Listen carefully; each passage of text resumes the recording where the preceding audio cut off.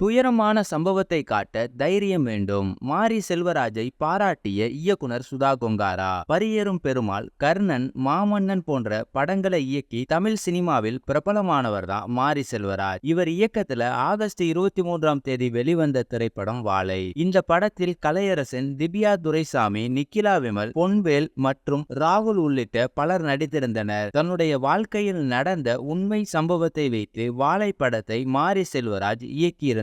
அதனால் இந்த படம் ரசிகர்கள் மத்தியில் நல்ல வரவேற்பை பெற்று வருகிறது.